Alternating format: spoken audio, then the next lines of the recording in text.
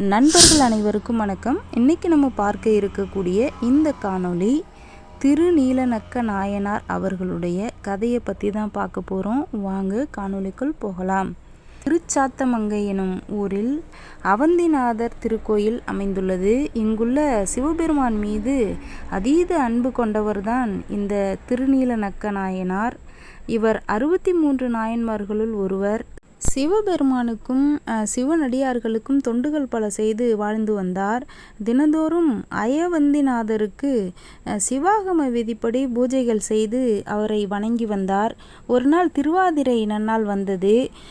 திருநீலநக்கர் வழக்கம் போல தனது மாளிகையில் முறைப்படி இறை வழிபாட்டை முடித்து கொண்டு அயவந்திநாதரை தரிசிப்பதற்காக தனது மனைவியையும் அழைத்து சென்றார்.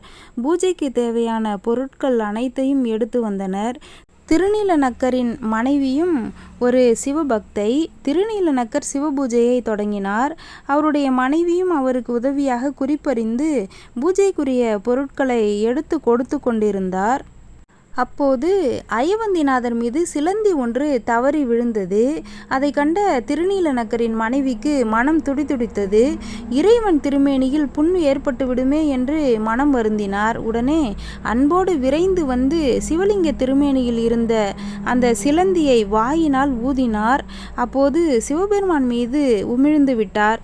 இதை கண்ட திருநீலநக்கருக்கு கடும் கோபம் வந்தது.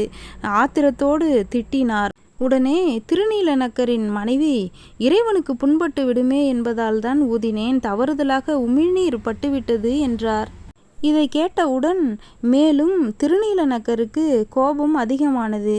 இனிமேல் உன்னுடன் வாழ எனக்கு விருப்பமில்லை என்று கூறி திருநீலநக்கர் மனைவியை கோவிலில் விட்டுவிட்டு வீட்டிற்கு சென்று தூங்கினார்.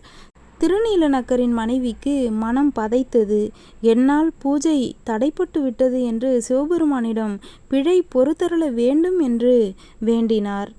உடனே சிவபெருமானும் திருநீலநக்கரின் கனவில் தோன்றி, என்னுடைய உடலை பார், உன் மனைவி ஊதிய இடத்தை தவிர மற்ற இடங்களில் கொப்புளங்கள் வந்துவிட்டது என்று கூறி மறைந்து விட்டார். திருநீலநக்க நாயனார் கனவு கலைந்து திடுக்கிட்டு எழுந்தார். ஆலயத்தை நோக்கி ஓடினார். சிவனை வணங்கிவிட்டு தன் மனைவியை பார்த்தார். நடந்ததை கூறி மனைவியிடம் மன்னிப்பு கேட்டார். பிறகு மனைவியை அழைத்து கொண்டு வீட்டிற்கு வந்தார். அந்த வேளையில் திருஞான சம்பந்தர் ஒவ்வொரு கோவிலாக தரிசித்துவிட்டு சீயத்தமங்கைக்கு வந்தடைந்தார். திருஞான சம்பந்தர் கூட்டத்திற்கு திரு அமுது படைத்து மகிழ்ந்தார் நாயனார் அவர்கள். திருஞான சம்பந்தருடைய அந்த கூட்டத்தினரை இரவு தம்முடைய மாளிகையில் தூங்குமாறு இடமும் அளிக்கிறார். திருஞான சம்பந்தர் புறப்பட்ட போது அவரை பிரிய மனமில்லாத நாயனார் அவருடன் சேர்ந்து புறப்பட்டார். பெருமணநல்லூரில் நடக்கும் ஞான சம்பந்தருடைய அந்த திருமணத்தை கண்டுகளிப்பதற்காக சென்றார். அங்கு தோன்றிய அந்த சிவஜோதியில் மனைவியுடன் ஐக்கியமானார். திருநீலநக்கரின் குரு பூஜையானது வைகாசி மாதம் மூல நட்சத்திரத்தில் கொண்டாடப்படுகின்றது. திருநீலநக்க நாயனார் சிவபெருமானின் மீதும் சிவனடியார்கள் மீதும் கொண்டிருந்த அந்த ஆழ்ந்த பற்றினை நாமும் போற்றி வணங்குவோம். நன்றி, வணக்கம் நண்பர்களே. மீண்டும் நல்ல காணொளியில் சந்திப்போம்.